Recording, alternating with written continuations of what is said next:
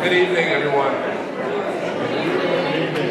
Good evening, everyone. Good evening. My name is Evan Bailey. I'm Vice President of the NCCU Political Science Club. It is my great honor and pleasure to welcome you to this debate time.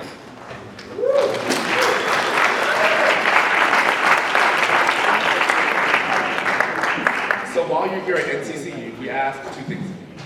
The first is that you come here with an open mind and open ears, and know and trust that both these great candidates want what's best for the place we all call home. The second is that you conduct yourself in a respectful and kind manner, no matter what topics that come up for discussion this evening. So, without further ado, I'll turn things over to Ronni, our moderator for the night. Ronni Butts is a student here at NCCU. She is co-editor-in-chief of the Campus Echo student-run newspaper this evening. Joining Ronni is Sadie Allen of the Student Government Association. She is sophomore class secretary. He'll be tonight's timekeeper. Ronni and Sadie, thank you so much for your service.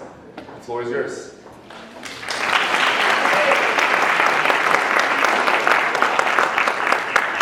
Good evening, everyone. Good evening. And welcome to NCCU's Mayoral debate. My name is Ronni Butts. As Evan said, the co-editor-in-chief of NCCU's student newspaper, the Campus Echo. And I'll be moderating today's debate.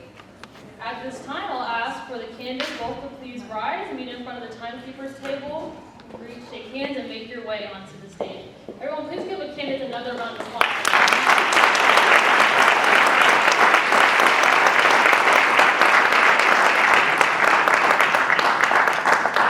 As the candidates make their way to their places, I want to thank the event's main organizer, the Political Science Club, as well as other collaborators, including the Campus Echo, Students in Public Service, the Student Government Association, and Mass Communications Department. And thank you so much again to the candidates, Mayor Leonardo and Anjanée for making me here tonight. And thank you all to the audience for making me here. I'm sure you all had a long day of working class, so we appreciate you all making it out this evening. Are there any student government leaders, NCCU faculty, administrators, or city council officials that are here with us this evening? Can you please raise your hand? Let's give them a round of applause.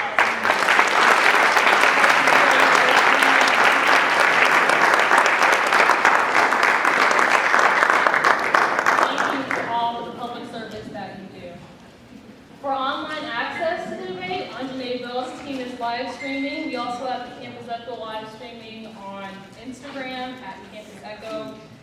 The video will be accessible after the event tomorrow morning on YouTube on the Campus Echo's YouTube page. Before we begin the debate, I will begin to explain the rules. Each candidate will have 2 minutes for an opening statement and 1 minute for a closing statement. The first candidate will be chosen by a coin toss, which I will do with this penny in my pocket. I will ask individualized questions as well as questions for both candidates, allowing time for rebuttals if necessary. There will be 3 15-minute segments with questions about related topics, and there will be a 1-minute break in between each segment for each of the candidates and the timekeepers to reset.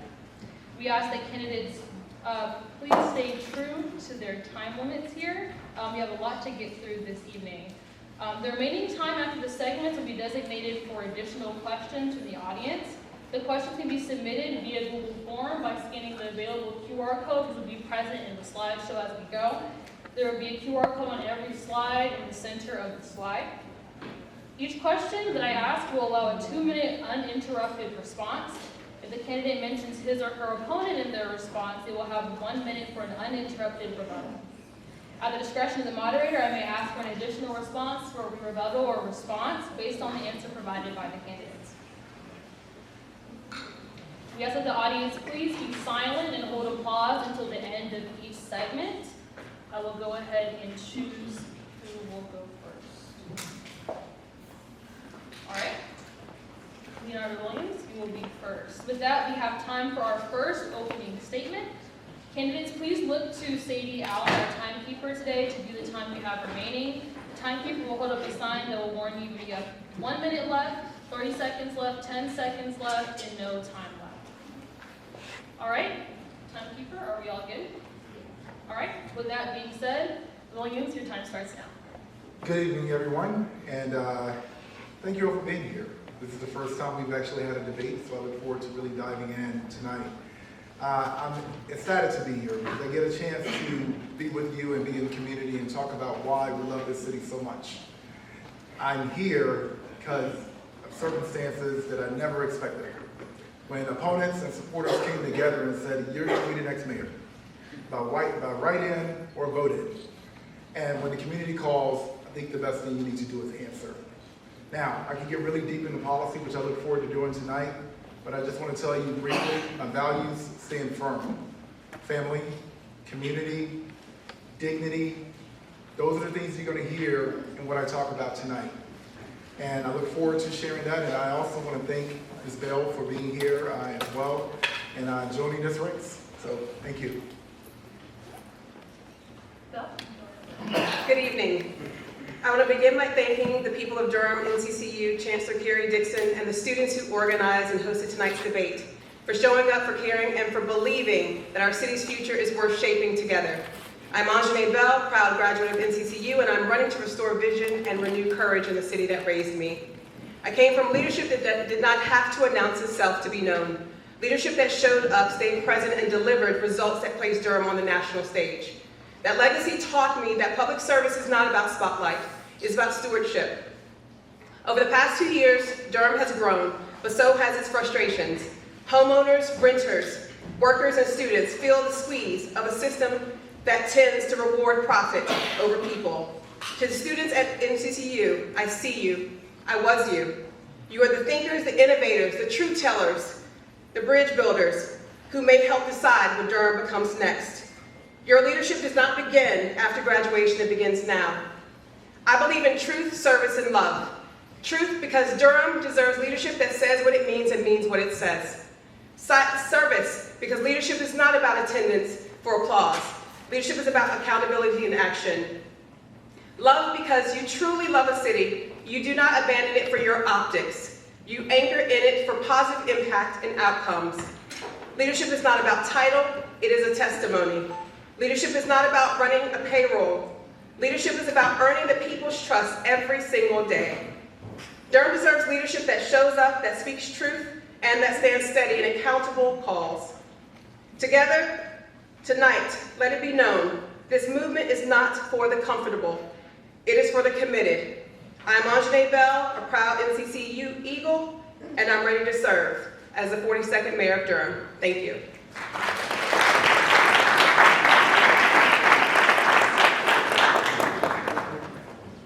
Thank you so much, candidates. Now we begin our first segment on leadership. Candidates, please ask me to repeat the question if necessary at any time. Beginning with the first question. Durham is one of many municipalities across the nation that operate under a council-manager system. The system allots the city manager most of the power over operations, with the mayor serving as the ceremonial head. Knowing this, how will you make yourself a distinct member of the city council? Belle, how about you go first? I plan to listen. That's something that has been instilled in me for a very long time. To lead authentically, to gather, to form consensus, and to feel the morale that exists that's low throughout the city. I am committed to this city because this city has raised me. I've watched city council for years of my life, and the most powerful thing is the 7 people together to be able to form one voice for all of us. And so the way that I hold myself accountable is to you. All right, Williams. Thank you. So to this question about leadership, let me be very clear. Durham is a big deal. Out of 22,000 plus cities and towns in America, Durham is the 15th best run city. That takes leadership. Out of 22,000 plus cities in America, we're the 2nd most educated populace. Out of 22,000 plus cities and towns in America, we're the 2nd fastest growing region in America. Out of 22,000 plus cities and towns in America, we are one of just over 70 cities that has a AAA credit bond rating. Durham is a big deal. We're also home of Black Wall Street. So when I hear this language of, well, what about it? What about it? What about it? We are home of Black Wall Street. We're a home of innovation. And it takes leadership to get there, and it takes leadership to maintain it. Durham is a big deal. And as mayor, it requires making big decisions. not for the comfortable, but for the committed. I agree. And that's why I'm here. I believe that it is important that our innovation sets the stage for other cities across the country to model. Now, growth is inevitable. Change is difficult. And that's why, as leader of the city, you have to mitigate that growth. And part of that is education. Part of that is communication. Yes, this is a manager-council form of government in a dealing rule state. So that means you have to be really, really, really creative in how you actually lead. That means you have to show up, and when you show up, you show out. That means that when the President of the United States comes to Durham, you're there to welcome them. That means that you are the biggest cheerleader in the world about all of what this community has accomplished. And it's up to you to motivate and inspire and lead people to the next 120 years of legacy, just like our foremothers and forefathers did with Black Wall Street and Hayti. Thank you.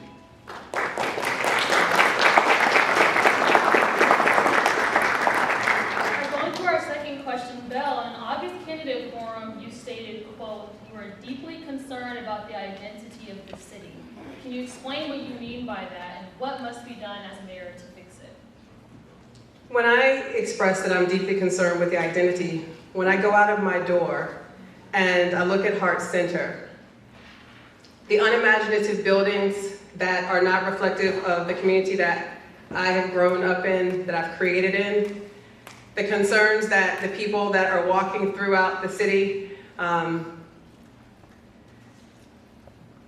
of those values aren't being reflected throughout. When I see leadership or hear leadership talk disparagingly about this city, the way in which we are choosing to develop with those from the outside, that is not reflective of historical neighborhoods. When I hear comparisons of Durham being New York or any other city and not appreciating where we have come as a city, our growth as a people, I do believe that we have a cultural identity issue, because the way that we are choosing to develop this city is not reflective of its people, of how far we've come as a city, and that concerns me gravely, especially with our young people. Williams? I will say that Durham has a lot more to be proud about than not, and it requires you to lean in and contribute to that rather than just, you cannot complain about a problem without adding to the solution. And as I stated, we have a lot to be proud about. This is a cultural community. This is a community that has so much to offer. There's a reason why there are so many people moving here. There's a reason why there are so many people that live here knowing they want to retire here. And we are a real city. That's why we have, that is why we have real problems as well, real issues. And it does take leadership to solve those issues. And leadership requires there to be a leader, there to be followers, and I think we can do both. I think we can lead by following, and I think some of our most disadvantaged, closest to the actual pain, should be closest to the problem. And so I'm not depressed about Durham. I'm ecstatic, because I'm constantly, every day, trying to contribute to make this community better. And I think that if anyone wants to lead the city, that has to be your first step. Thank you.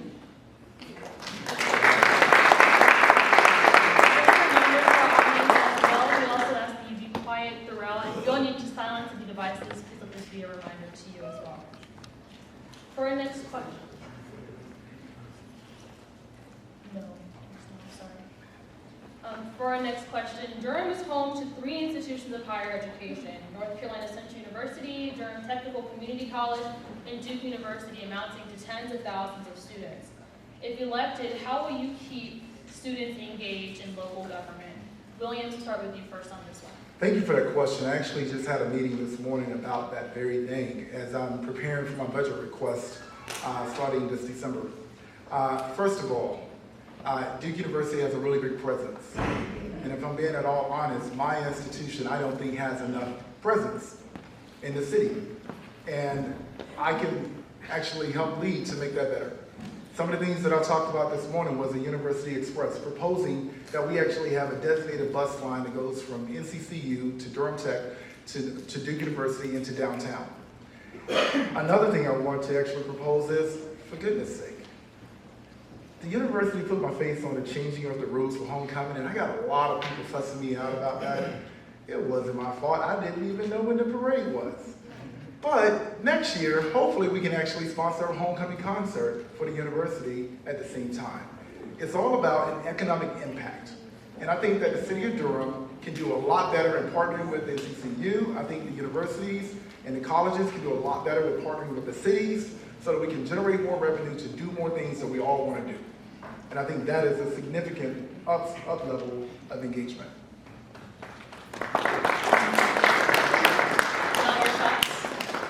One of the things I think is really important is to create a city campus council. The voices at NCCU, as well as the other universities, they matter. In this process, we have been allowed to see in terms of the slow participation at the polls. I think that is indicative of involvement and just being aware. So I think the voices at the table between all of our universities are extremely important. The other thing that I think is important as mayor is to consider how we support our students in their living. NCCU has a challenge in terms of housing its students. As mayor, I think it's very important for us to consider the vacancies that we have in our buildings and how we allow our students to be able to find housing. That's something that your chancellor has mentioned, and I think that's something to take note of. The other thing is that establishing paid fellowships and innovation internships. I have a 17-year-old daughter and she works. It's something that's very important. I think you all, as students, being able to have opportunities to work with local companies and other institutions is extremely important to be able to find employment before we even leave for graduation. The mayor mentioned about leadership and presence. It's very important to be committed to this city. I will say, getting a run, the nervousness, it's honest. But my heart is pure for this city. Being present, being in it, and leaving, coming back to make change. Leadership calls for a lot, but the major thing that it calls for is being present. Present in place, present in conversation, present in ideas. So it's not just to lead and follow, it's to lead with vision. And that is something that's very important as a mayor for this city. Thank you.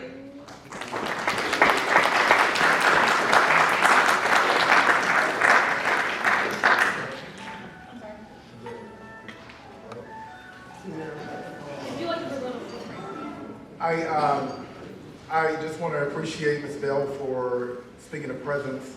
I will say that is exactly how we're addressing student housing. There are actual apartments, there are landlords, there are apartment management companies that actually want to partner with the university, and that was part of my meeting earlier today. If we can actually broker relationships with people who provide housing, therefore the funding becomes much more secure. And so I'm proud to say that we're actually working on that right now, working with people who actually build housing to secure funding to make sure that we can address one of the most drastic issues in our city, and that's student housing.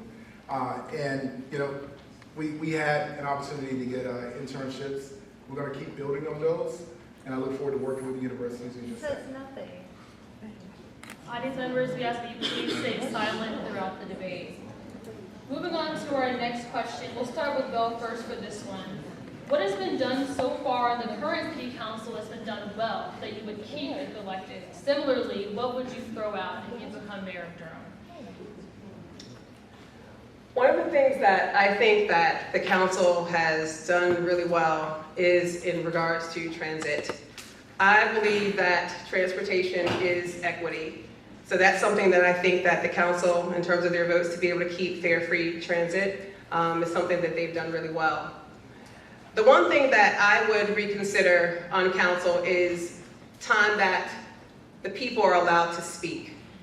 The voices in Durham are important. Silencing those voices is dangerous.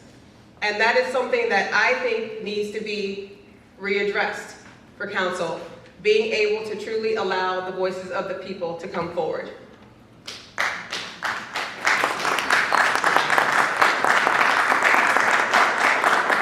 William, same question to you. What has the current city council done that you would keep it re-elected? And similarly, what would you fill? Yeah, I think that, out of the nearly 900 votes on council, 96% have been unanimous. And I think that, one thing that this council has done very well, and I'm proud to say this is under my leadership, is we actually work well together. We disagree, but we do work well together. And I'm going to ask that. Get me out of here. Absolutely.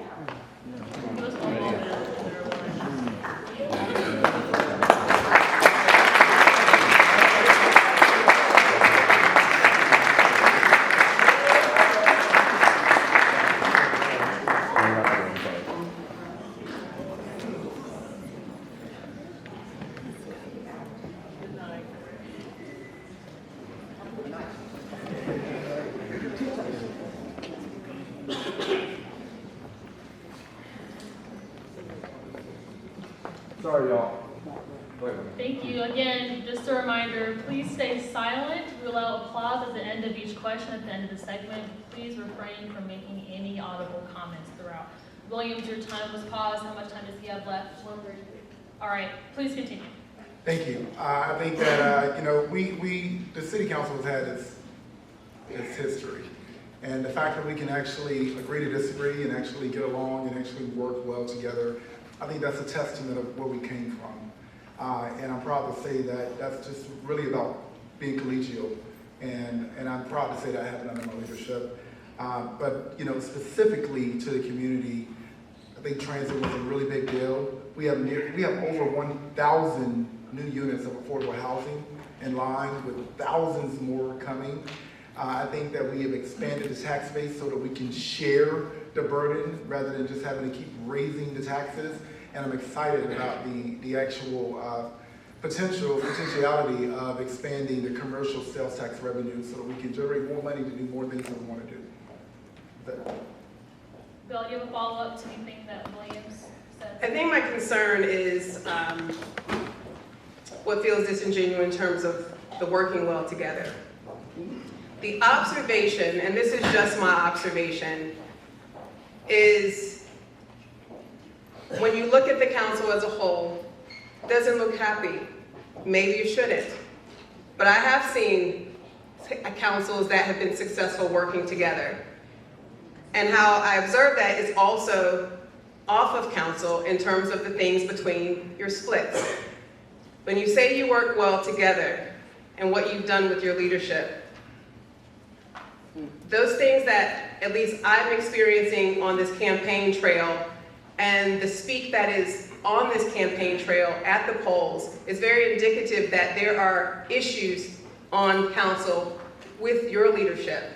And that is a question in terms of people being able to work really well together, because otherwise there would not be this very distinct idea of 4-3 splits and more of a cohesive atmosphere. Thank you. All right. Thank you so much, candidates. We will move on to our next question. We actually are out of time in this segment, so we will take a break. 15 minutes flew by. We'll take a 1-minute break for candidates to reset. Our timekeepers can reset as well, and we'll move on to our next segment. Everybody, please give a round of applause for our candidates.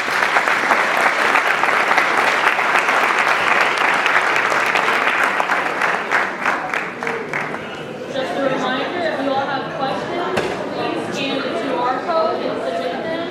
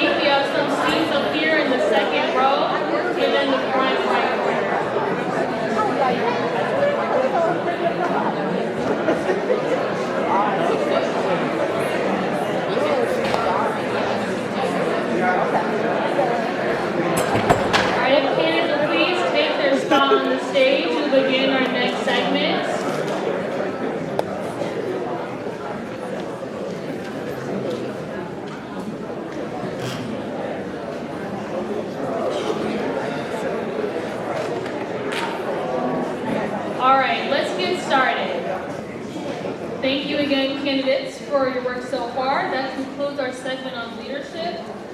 We will now have our second segment about crime, housing, transportation, and development. Timekeepers, are we ready? All right. We left off with bell going first in the last question, so we'll start here with you, Williams. In Durham, violent crime has decreased by a rate of almost 20% according to Durham Police Department reports, but youth crime has been on the rise. What must be done as a mayor to address the rising youth crime? Thank you. I want to be very careful to set an expectation that only the mayor will be able to do X, Y, Z. As the mayor, really 4 votes is what can do a lot more. As a matter of fact, 4 votes is how you get anything done. But as mayor specifically, I can definitely inspire a lot more people to activate. And the way I actually did that this year, I got really frustrated. And when frustration and inspiration collide, it creates action. And as I was really frustrated with the bureaucracy of trying to get folks to be just as frustrated and just as fed up about our youth crime being higher than it really should be, getting people to be frustrated and fed up with the fact that almost 90% in some instances, 90% of people pulling triggers look like a younger version of me. And nearly 90% of the people on the receiving end of that gun looks like a younger version of me. That is why I call the United Way of the Greater Triangle, and I call the Triangle Community Foundation. I said, I need you, and I need you as both credible organizations to start activating. We have so many nonprofits in this community that does amazing work. They just need the support. And if you are saving young people's lives, you should not be struggling for money. And that is why we kicked off the Bull City Future Fund to activate nonprofits that are youth serving, raising $1 million. And we gave out the first $300,000. That is moving bureaucracy out of the way and actually doing something as mayor. Now I'm excited to announce that we have a safety plan that focuses on positive youth engagement to turn this around and drop crime by 50%. Thank you. Well, same question for you. Violent crime has decreased by almost 20%, but youth crime has been on the rise. If you were elected, what would you do about it? First thing I do is be in the neighborhoods, which is what I'm doing now. Being in the neighborhoods, being on the block with those who are doing the work, have been doing the work, are affected by the work. I will say this, because I've heard it a lot. I think that the Bull City Future Fund it's a heartfelt gesture, but it is by donations. It is not in policy. It is not built into the budget. And so those 15 organizations that benefited, I'm not sure, because one of the things that in my work that I've done throughout the state is auditing. When I first started my position, we had about 15 companies, arts companies, and it was important because I knew there were more. So 15 organizations that benefited, I know there are more in Durham. And those resources have to be there, but they have to be in the budget, not just a gesture with donations. 300,000, I'm not sure if you mentioned that you already have $1 million, but the 300,000 that every organization, 15, that's a little less than $2,000. I'm not sure, but with the amount of youth that require that funding, that doesn't seem like very much. But it is a good gesture. It is a good start. But it definitely needs more. But being in the neighborhoods, having real policy that's involved with bringing young people to the table, especially those who've been impacted in those families, and being able to have those conversations to provide real sustainable solutions.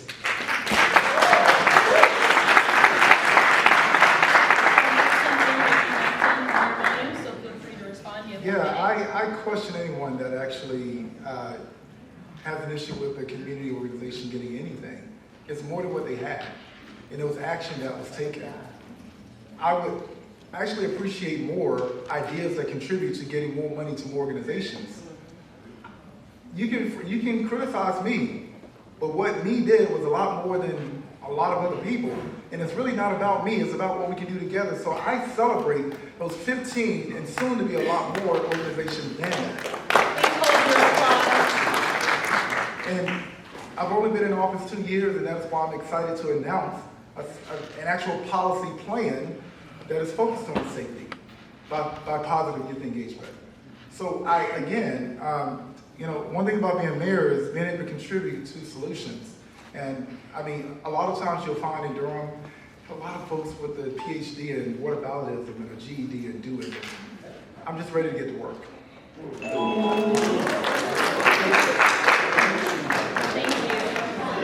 you. I like it. Right. Belle, you have 1 minute for rebuttal. So the question isn't, you question me and the gesture. It's not about the program. Again, it's a good gesture, but it needs something sustainable. Should you not be elected mayor, what happens to those resources? What happens to that program?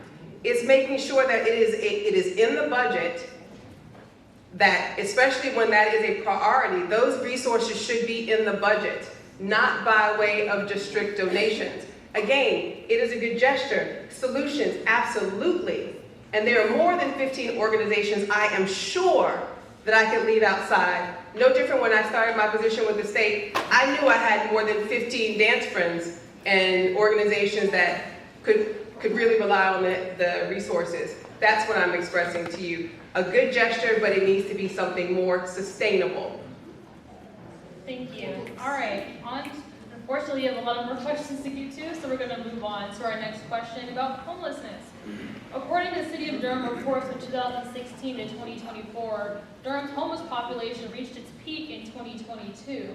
Though Durham's homeless population has decreased slightly since then, there's been a more than 10% increase from 2023 to 2024. What still needs to be done to address the needs of Durham's homeless population? Belle, we can start with you first. We need to not have a homeless population. We need to have real solutions that address the why, address the how, and actually being able to have resources that are around the clock for people who need resources to be able to take care of their daily needs. I was at Urban Ministries, and a family of women, they had come in for resources. It's really important to understand that any one of us is a paycheck shy of being homeless. That doesn't mean that we're necessarily on the streets. It is that you might be couch surfing, living with family. It's important that we address things holistically, from mental health, from our wages, for how we address development throughout Durham that is displacing many of us. So when we talk about addressing homelessness, we need to figure out how do we keep our people in a home and our resources in Durham, people included.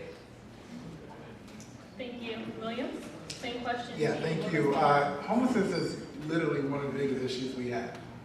And it is rising. And when you have a federal government that's literally tearing away at the fabric of this country, and I'm not afraid to say that, that's exactly what's happening. We have people that are about to start going hungry November 1st. When you have those real issues, it does have a trickle-down effect. We have a continuum of care that's at capacity.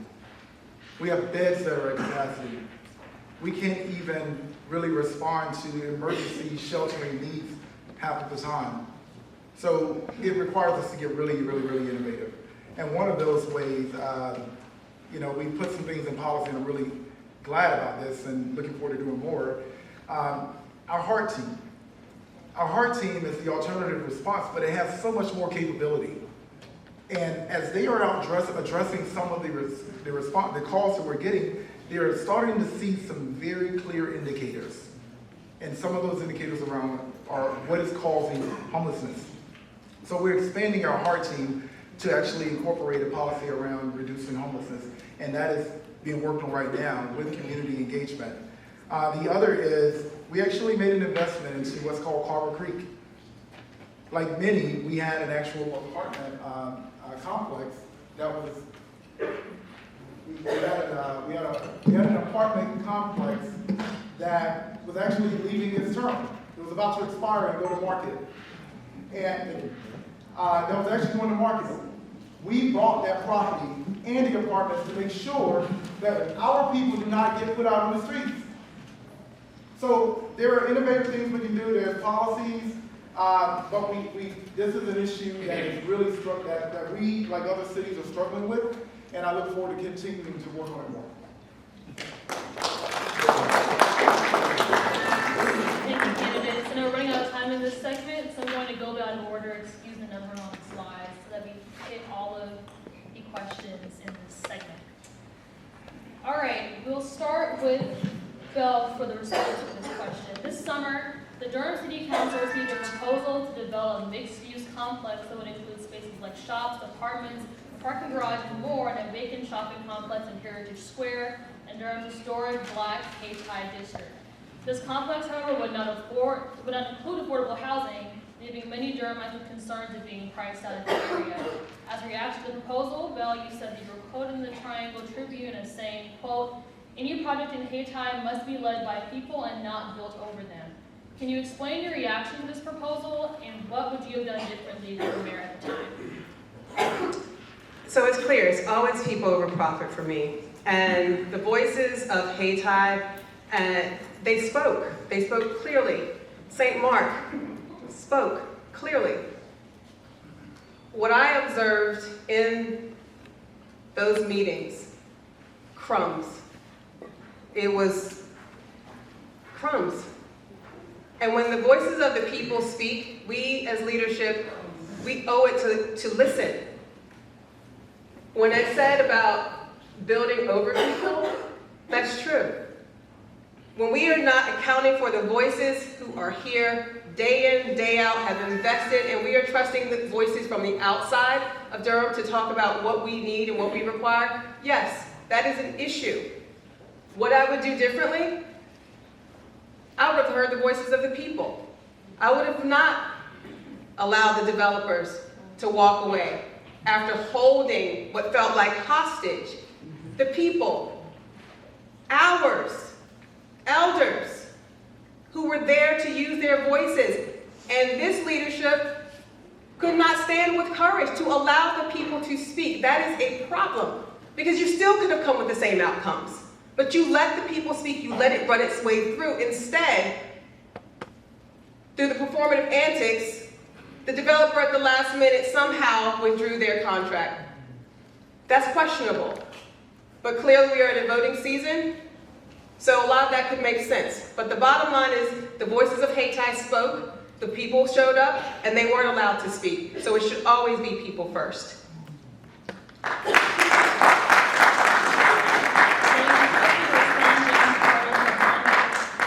Explain your approach to this issue and other similar development issues in whatever Bell said as well. Yeah, No, it's still not working. Here, you can have it. Thank you.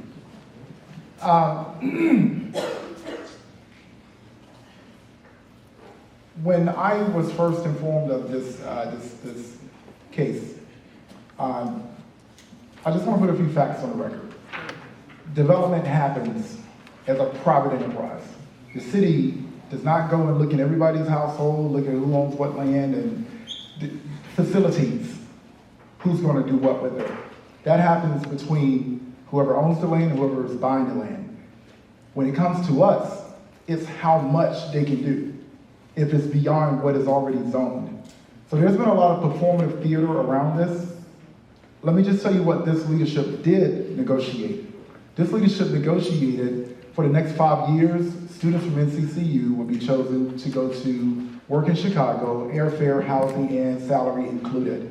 This leadership actually negotiated for the next 10 years, 2 students will have their full tuition paid for at Durham Tech. It would have been an additional it was 2,500 square feet. Then it was 5,000 square feet, designated actually for women-owned, minority-owned businesses on site. It would have been historical markers for Hayti. Listen, it would have expanded so many jobs and so much revenue for the city. It was 3 years of community engagement. When they did not want to blast in our city, which I agree with, yes, they had to go through a rezoning. The people spoke. I made it very clear, if the church does not get what they need for infrastructure support, I am not supporting it. But you know what? We actually got that addressed too. What hurts me is, what do we have now? Nothing. Sometimes, yes, or always, you do have to listen, of course. But when you listen, you are elected to lead. Some people are still listening and we still have nothing.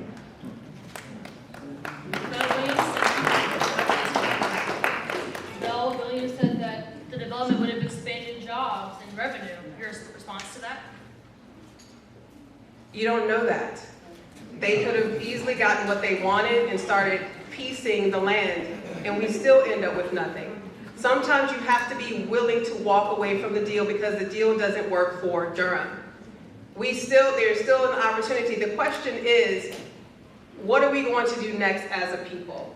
Yes, it's not just enough. This is a game, but there's still opportunity. There is land and there is opportunity. So a building that was not offering affordable housing, what appears to be crumbs, and there was no guarantee because this developer, they were developing a project in Chicago, very similar, Mr. Williams, and they were piecing off the land.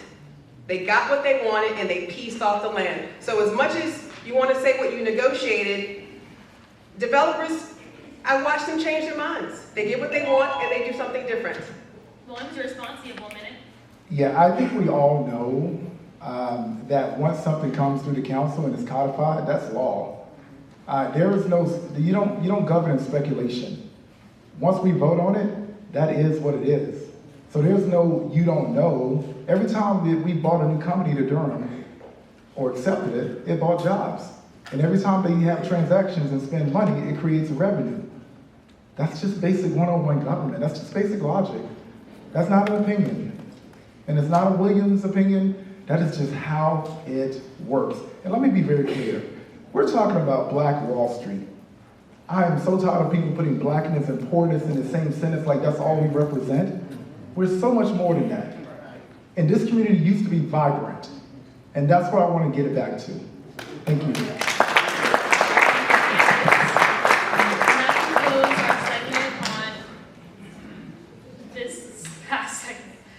We'll take a 1 minute break. Timekeepers, feel free to reset. Candidates, please stand up as well. And we will reconvene in 1 minute. Thank you.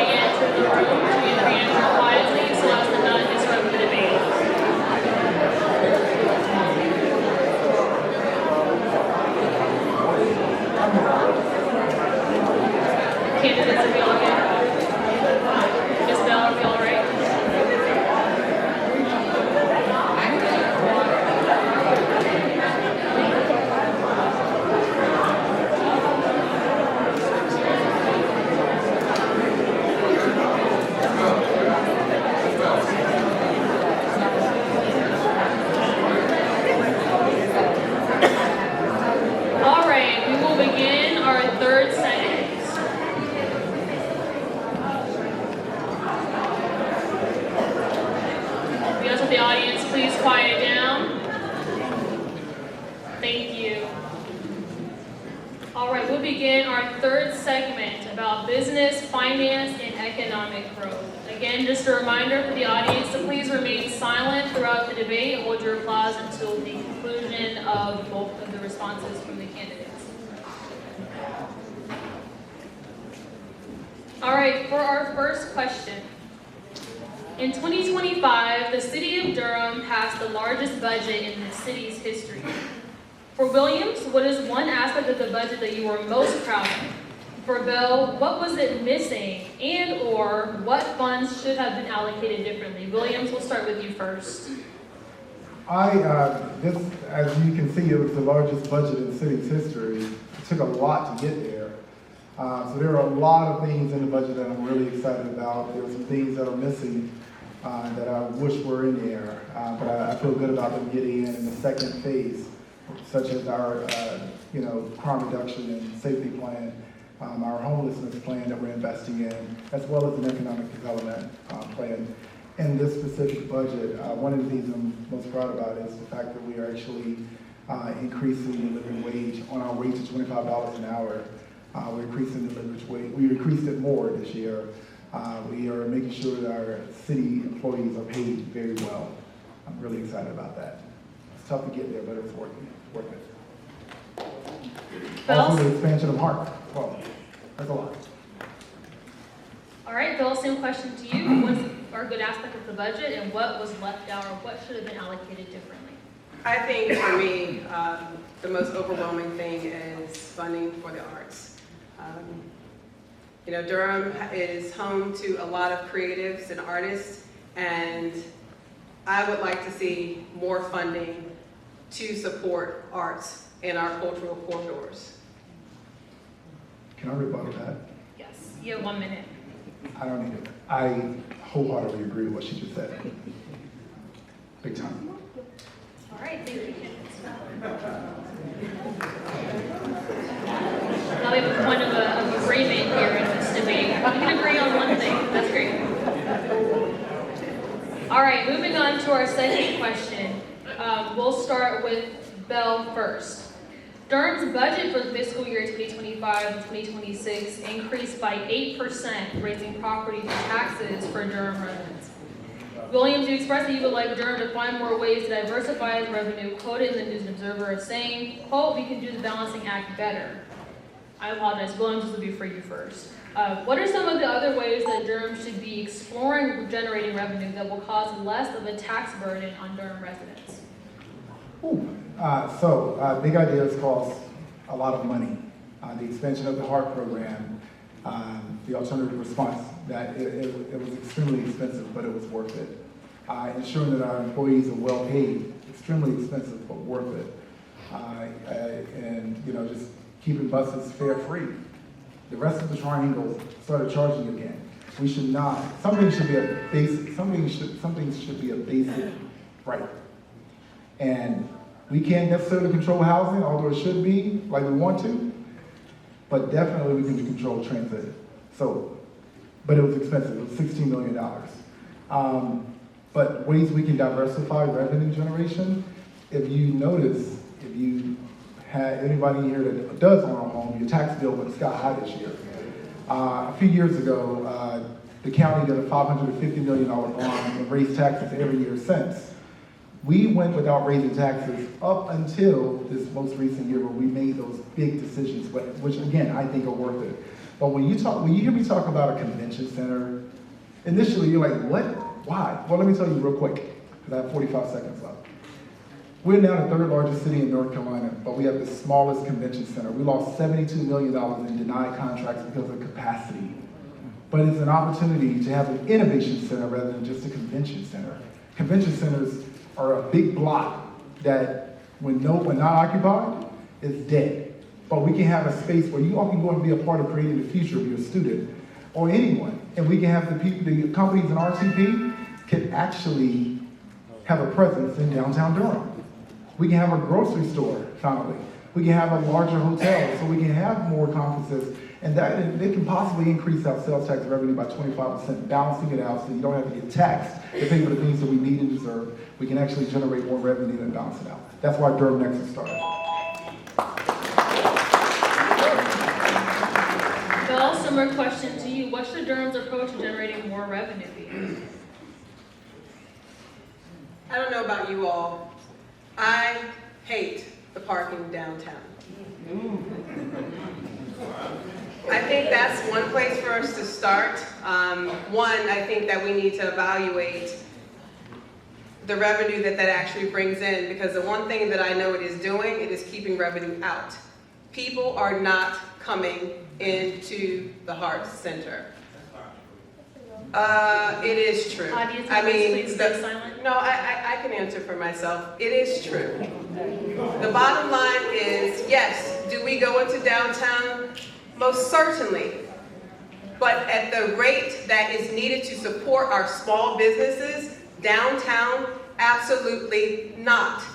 During the daytime, when a lot of those buildings were filled, they are not filled. They have not recovered after COVID. And so I'm not sure, and the person who asked that, if you like the parking, great. A lot of people do not like the parking, and it is impacting business. It is impacting our ability to generate additional revenue. It is also very important for us to think about the things that we can bring to the city. I'm not on board with the convention center because I think there are more uses that we can have with that resource at this time.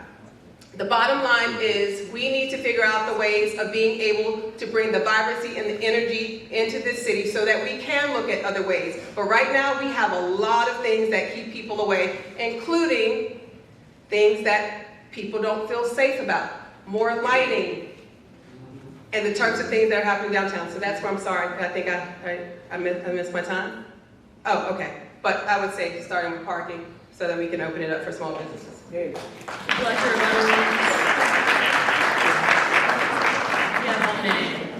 Yeah, parking was and is an issue regarding the rates. People are coming downtown. I live downtown, I own a business there, and have to make payroll every 2 weeks. So I experience it. But the parking rates are actually the highest in the triangle, which is a problem. And that's why we changed the policy. So now, if you meet the poverty line, instead of paying $200 and something a month for parking, because our small business owners, our small business employees were having trouble sustaining that payment, that bill, while also trying to work and have a job, especially entry-level jobs. That's why we put that policy in place to where you only have to pay $35 a month at night and $25 a month during the day. So I agree that the rates are an issue regarding parking. I agree that the parking decks are not utilized like they should. But that's why we draft the policy to change that. Thank you. Thank you. All right, now I move into a special question where each candidate may ask each other one question.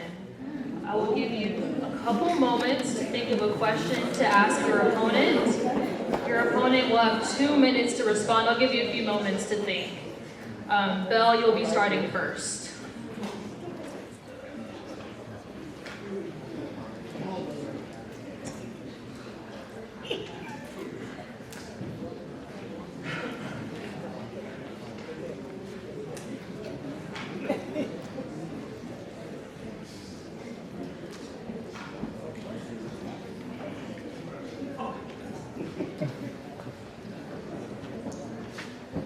I'll give you 20 more seconds.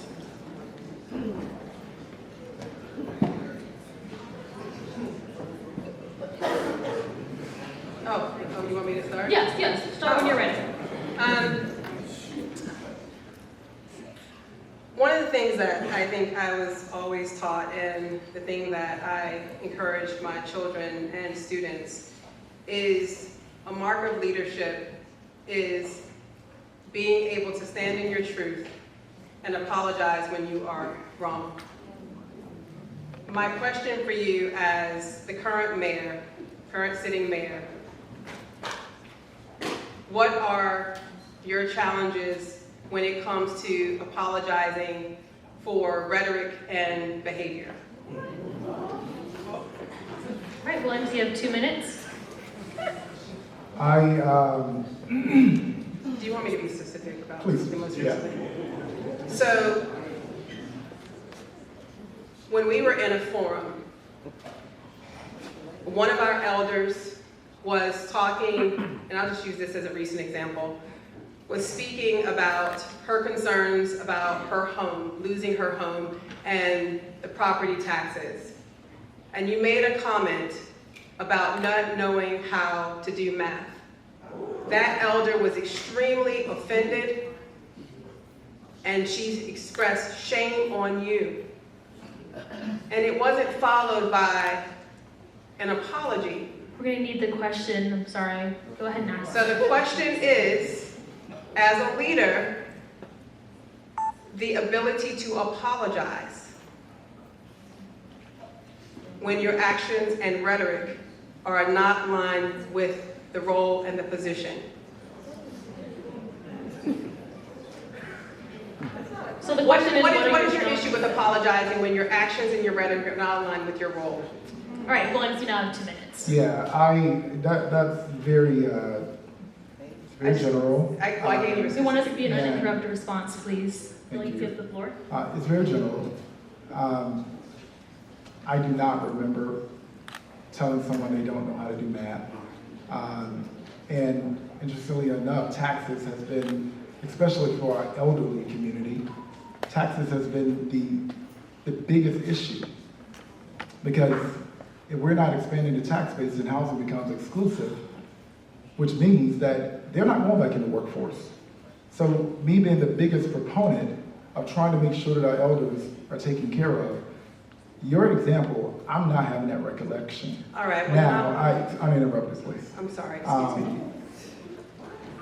Specifically, let's say that did happen, I know I wouldn't disrespect our elders like that. So it could have been a misinterpretation. I'm not going to own your recollection, but what I will say is, if an elder is disrespected, I'm a man. I have no issue with apologizing to anyone.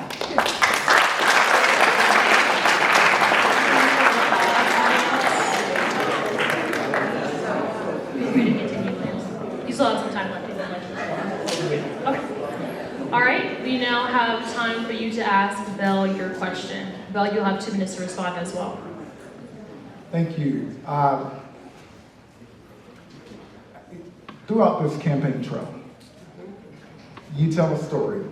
You tell people that you were watching the debate. You were watching the election results when I was running for the mayor the first time. You said you were there with your dad.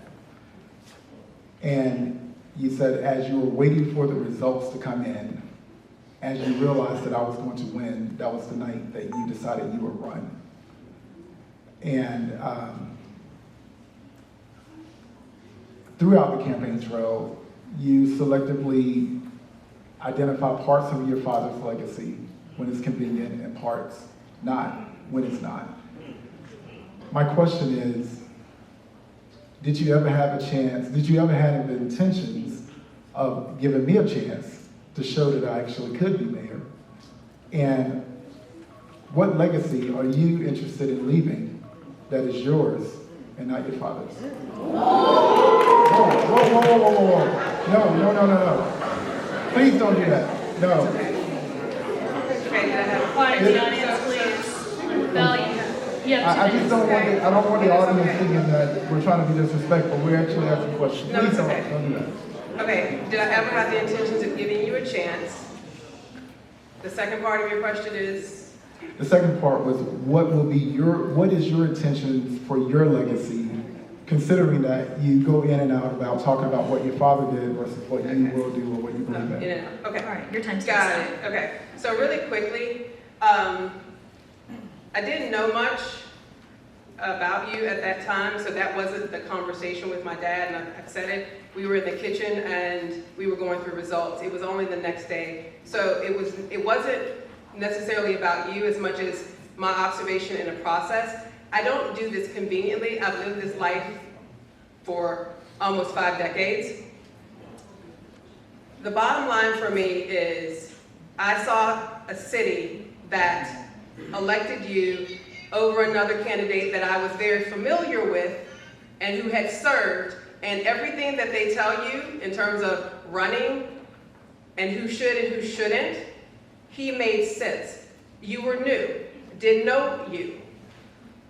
I've had the same amount of time to file for you to be different. I wouldn't have had to file had you been different along the way. My legacy is my own. My legacy is about serving the people of Durham. I can't help the house that I grew up in, but the one thing that I know that I do very well, and that's especially as an artist, it is about serving people. So my legacy, it is still carrying on a legacy because my father served the people of this city.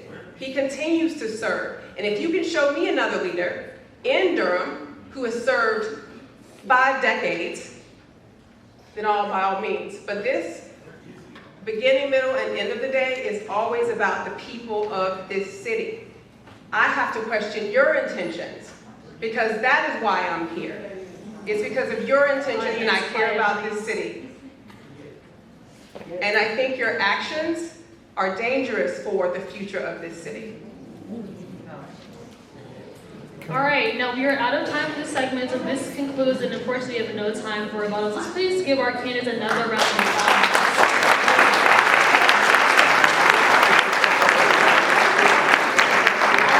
All audience members, please stay seated unless you want to get up for refreshments. We're going to jump right into our audience question segment.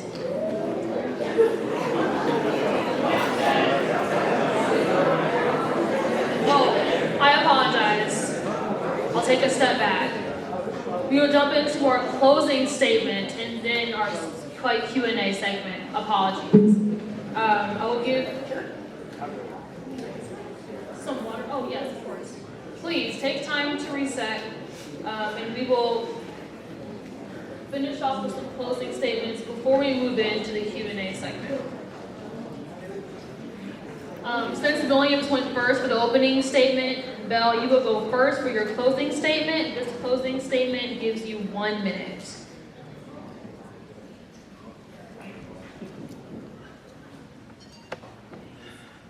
Everything I believe about leadership comes down to this: people over profit. Durham has grown, yet too many people feel left behind. This mayor has supported nearly every major development, even when our people and experts have said no. Durham does not need a mayor who rubber stamps progress. Durham needs a leader who defines progress. When profit blankly drives policy, displacement follows. When people are involved in driving policy, dignity follows. Leadership that values truth does not change its story when challenged. Leadership that values service shows up for people, not for photos. Leadership that values love brings progress and purpose together. I believe in a Durham that builds with compassion, invests with conscience, and leads with courage, where every policy's goal proves our greatest return will always, always be our people.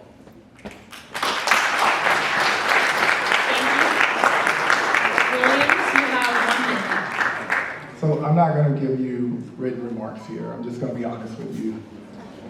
I love this city, and I was always told, tell people who you are. If not, they'll tell you.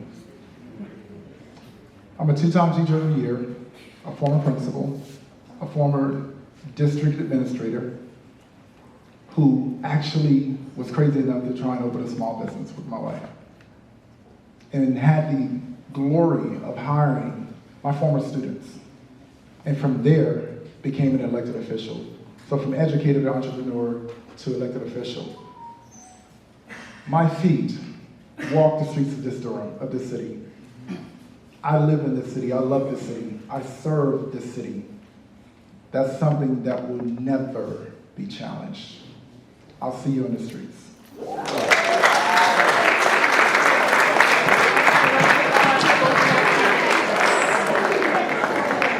will now have a 1-minute break before our question and answer segment.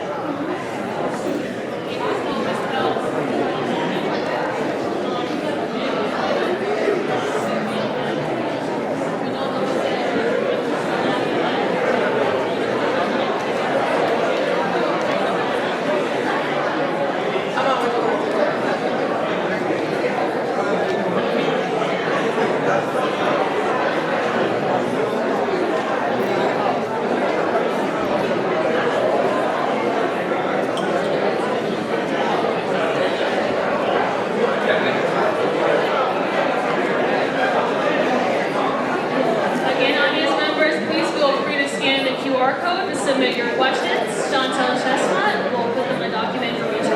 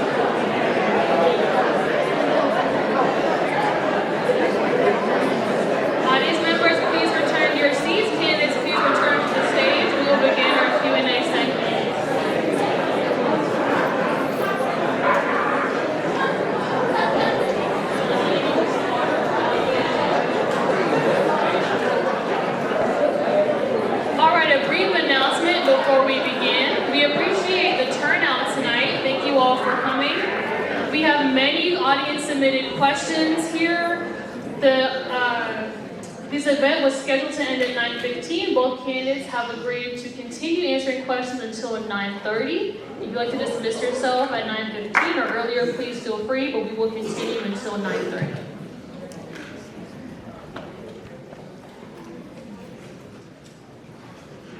All right, for the first question, I'll ask Belle first. The ongoing housing crisis stems from factors such as gentrification, rising taxes, and soaring rents. What strategies would you implement to ensure that off-campus housing is genuinely affordable for college students? You have 2 minutes to answer these questions. So I think I somewhat answered that. We have a lot of vacancies throughout Durham in terms of our businesses. I think it's important to partner with nonprofits to look at how we repurpose some of these spaces to allow housing to come forth for students at North Carolina Central University. So my solution is to work with nonprofits and local developers to look at how we repurpose our vacant spaces throughout Durham. Williams? Yeah, as I stated earlier, we have to partner with people who actually build the housing. And that is a dialogue that I'm having literally right now. If I can broker a relationship, this is what mayors do. You broker relationships. If I can broker a relationship with the university and an actual builder, then therefore the financing of that property will be much more assured. And that is how you can designate housing specifically for a particular demographic. Otherwise, we're just waiting like sitting ducks and waiting for some housing, whatever it is, to come before us. And we'll be waiting for, like, can we get a percentage of this, a percentage of that, and have to negotiate it. But if we can get ahead of it and actually work with the people we're building, these are some of the outcomes that we can have.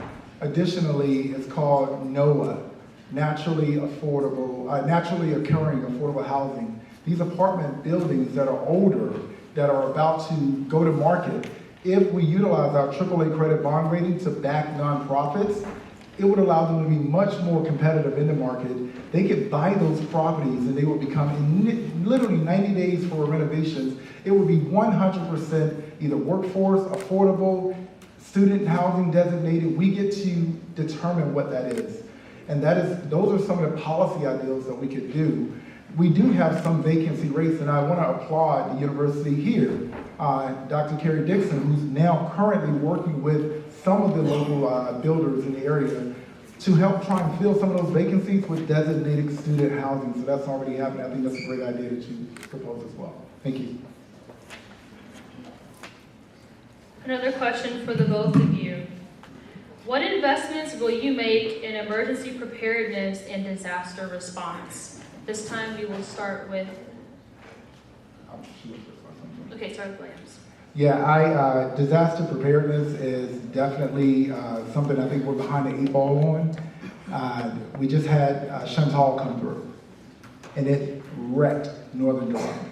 Now, there were homes that we lost that were just literally water on a 2-story house. Water filled the bottom floor. There were apartments that we lost. I am 44 years old. These homes were built before I was born. So one thing we have to do is not take advantage of people's harm. And let me be very clear. Ms. Bell did not say this. So I don't want you all doing, ooh. But there was a lot of hurt that was happening in the community. And it was like, oh, why did the city allow this to happen? It happened before all of us was born, mostly. And that's why we don't allow building in watersheds anymore. So one thing we have to do is invest in our climate resilience and climate action plans.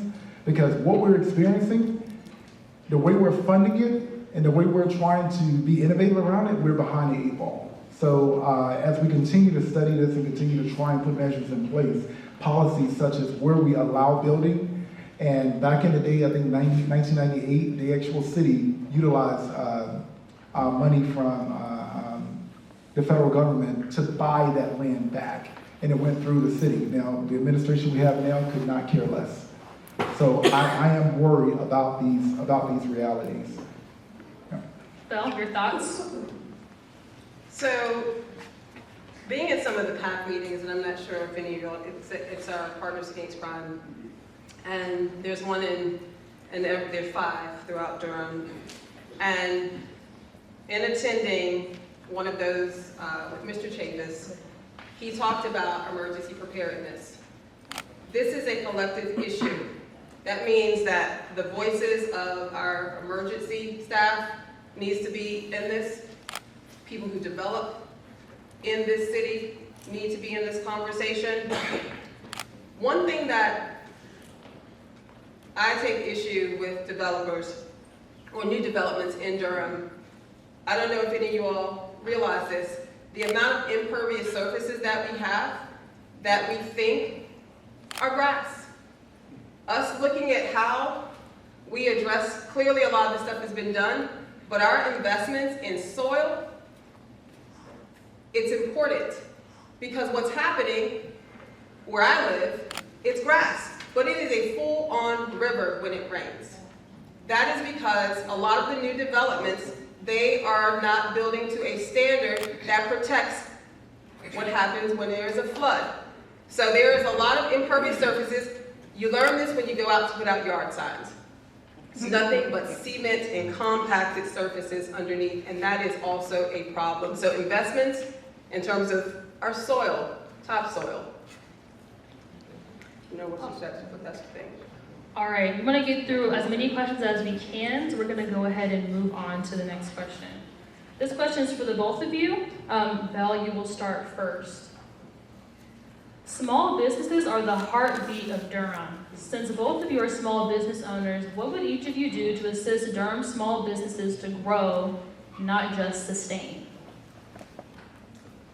I think it's important to have funds that are set aside for small businesses. Those who are getting their start, and then those who have been a part of the cultural fabric of Durham. There are business owners that I've known for a very long time that were here before there was a here. And those businesses are no longer here because when development grows, they too got displaced. So those funds to be able to keep small businesses in place are necessary. I think it's also for us to consider all the vacancies that we see first floor. Being able to negotiate, because those things are already written off as a loss. I think it's important to be able to look at how we can utilize those spaces for small businesses, those who are getting started, who need to be able to shoot their shot, because that is who Durham is. Durham is a city that it is for the scrappy, for people to be able to experiment, fail, and start again, and we need to be able to consider those things in the buildings that we have. Thank you. Williams, you have 2 minutes. This entire election has been about mostly talking about development. As someone who lives in a household with my spouse who goes to her restaurant and work every single day. We know what it takes to run and sustain and hopefully one day thrive as a small business owner. I do take issue with the mischaracterization of what development actually is. It means that there's something that's going to be built right there, wherever that there is. I am not going to put a restaurant in the middle of a field where there's nothing around it. But if that was the case, I would be hoping and praying for development to bring people. So you want small businesses to actually thrive? Let's not be so theoretical about it. Let's get practical. We need people. We need people to be around. We need people activated. We need people coming in and spending money. And before I was actually elected, when we went into this pandemic, I gathered with small business owners across the city.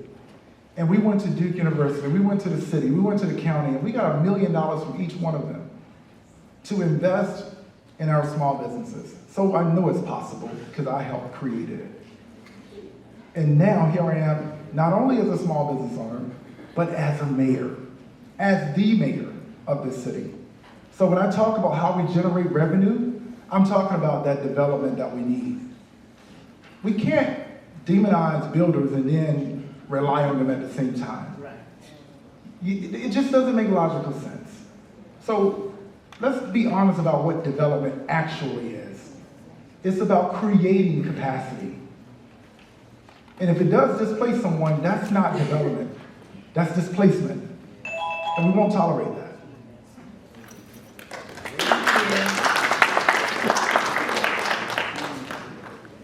Did we respond back to that? Or no? This is a lightning round Okay. adjacent All right. segment. I want to get through this quickly. Apologize. For our next question, regarding the Hispanic population in Durham, what actionable steps would you take as mayor to ensure that everyone, regardless of their immigration status, feels included and supported? This time you will start with Williams. Yeah, so regarding our Hispanic population, one of the toughest decisions I had to make was one of also the most necessary ones, and that was the Fourth Amendment, to ensure that we stand firm through symbolism as well as action, that we are a Fourth Amendment city. It was tough because I was worried about making the targets on the backs of our most vulnerable populations bigger, considering how ICE is actually tearing apart families. Considering how ICE is, we have no authority over them. They literally come into the city, we don't even know. They don't have to let our sheriff know, they don't have to let our police chief know. And I did not want to make that target bigger. But I also knew that we needed to stand firm and be representative. And that is why we met with our Hispanic population. But not only just our Hispanic population, we met with our immigrant community. And when they said, we need this, we need to make sure we do this. We want to make sure we stand on our values in Durham. So if it's through resolution, if it's through, just like we talked about small businesses, what sometimes government needs to do is just get out of the way and allow people to flourish. And you put those parameters of protection in place to the best of your ability. And so I'm proud that we made the decisions that we have made. And I'm glad that we did it with our immigrant community, especially our Hispanic population. What was the question? Just make sure. Regarding the Hispanic community, what actionable steps would you take as mayor to ensure that everyone, regardless of their immigration status, feels included and supported? So safety is the first thing, but I think it's important to in similarity to be able to bring those voices into space. I think it's important to have those leaders who are doing that work at the table to talk about what's needed, how to protect those communities, because they're going to know best, and I want to respect that work. I want to make sure that I'm aligned with that work, and so that's what I would do first. I would make sure, one, safety is ensured, and to bring those voices to the table to talk about what's next and what is the plan. Thank you. You can give a round of applause if you would like, audience. All right, next question for the both of you. What strategies or policies do you intend to implement to reduce aggressive panhandling across the city, including high traffic areas like South Point and the Highway 70 of Miami Boulevard? This time we will start with Belle. It's something necessary that we must talk about as mayor and as a council, because one, in your thoroughfares, that's a safety issue. Throughout downtown, it still is a safety issue. It's important that we don't criminalize, but it is important for us to figure out how to be able to assist those who are panhandling throughout the city. There are neighboring cities that have instituted policies where you don't see that. Durham needs to figure out together what that looks like. How are we supporting our neighbors? We have HEART. How are those programs supporting initiatives that we may bring forward? That is a major concern in HEART Center from business owners. And it's something that we need to be very sensitive about as well when we are finding solutions. Williams, your thoughts? Yeah, I want to agree with Ms. Bell on, if someone is panhandling, there are deeper issues in criminalizing them. You want to provide support, and that is why we expanded the HEART program. We expanded the HEART program because it allows us to not only just send a police officer, it allows us to go address them and provide support. So we had an individual, I'll just call him M, who was panhandling. He was extremely aggressive downtown. And I'm so grateful for our amazing city and county staff. They work collaboratively to provide M housing. He has an apartment with wraparound services. Now, I won't say the name of the organization, but we have an organization in Durham that recruits homeless people to the city. And I will not say the name because I don't want to get in trouble, but they recruit people. And if you're too gay, you're trying to get a job off site, you have a child out of wedlock, like all these things, you don't go to church enough, you would get kicked out. They recruit you to Durham, you get kicked out, where do you go? To the streets of Durham. And that is a really big issue. So I think there needs to be some state legislature lobbying and advocacy there to provide some assistance there to be able to help mitigate that. But I think that the HEART expansion program and also downtown, the unarmed ambassador program that is coming through DDI will also help. But at the end of the day, a safe city is an activated city. We need more people out and about doing more things. We need more festivals, more events. And when more people are congregated, the safer they feel. Thank you. We're now moving into our last question. Unfortunately, time is limited, so we apologize if we did not get to your question. All right, last question. Williams, you will go first. What is the role of surveillance technology in Durham policing? If you're elected mayor, will you expand or roll back flock coverage, shot spotter in the city's policing systems? Yeah, thank you for that question. There is a lot of advocacy around anti-surveillance. This could be personal. I got a ticket in DC and didn't even know it. Driving through a neighborhood, so watching in the DMV area. I'm not a fan of that level of surveillance security, but I do think that we're moving in the right direction to help mitigate some of the issues that we're having. I will say though, however, I'm less concerned about ShotSpotter and more so concerned about what the heck are we going to do? I've seen on several occasions where we fill City Hall to say no to some technology, but yet the most vulnerable populations are still struggling, still having to dodge bullets. We know where the crime is happening. It's in very concentrated areas. And I can tell you, the biggest voices against trying to do something and utilize the technology to allow us to be much more effective at it do not look like the people who are victims of it. And that is a reality and a truth that we're going to have to deal with here in Durham. I'm not afraid to say that. it's not the most popular thing to say. When people say, oh, the mayor wants to do shot spotter, I don't want to necessarily do shot spotter, I want to solve the issue. So what we're going to do to make sure these babies that look like me and you aren't jumping in bathtubs. Advocate on that. Thank you. All right, Bill? So the question is the surveillance. I don't agree with ShotSpotter. I think the resources could be put elsewhere. I think the best surveillance, people.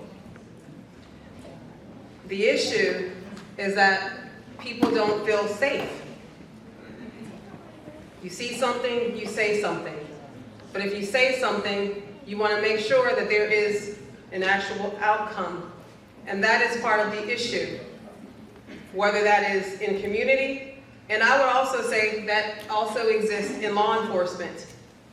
When people see something and they say something and they are not safe, it reduces that active participation in protecting all of our communities. So I think that the solutions are to be able to put our resources in the hands of our neighborhoods, our neighbors. You don't agree? I'm sorry. You don't agree? People are going to be our best resource. All day long, technology still requires people. And so it is my opinion that we put our resources in our people, not in things like ShotSpotter. All right, with that being said, thank you so much, Candace. You please give them another. Thank you so much for being here tonight. That concludes our debate. Evan, the Vice President of Political Science Club, and Kasia will come and give our final closing remarks. Before they come up, I do want to let you all know that for those registered to vote in Durham, you may access your sample ballot online on the Durham County Board of Elections website. You can cast your ballot throughout early voting, which lasts until November 1st. Election date is Tuesday, November 4th. And for students, there's an NCCU polling site just down Nelson Street at NCCU School of Law. Now I will pass the mic off to Kasia Bryant, Political Science Club President.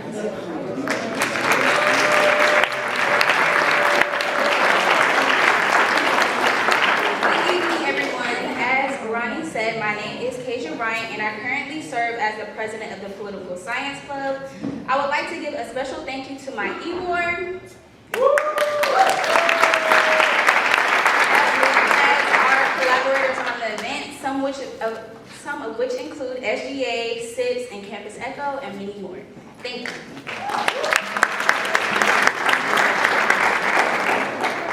Thank you all for coming. Let's give one big round of applause for Ronni, our moderator this evening.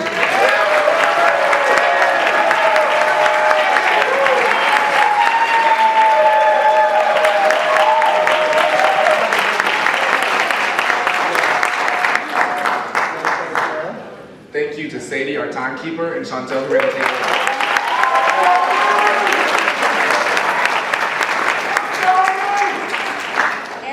Certainly not least, thank you to our audience. Without you guys, this event would not be possible.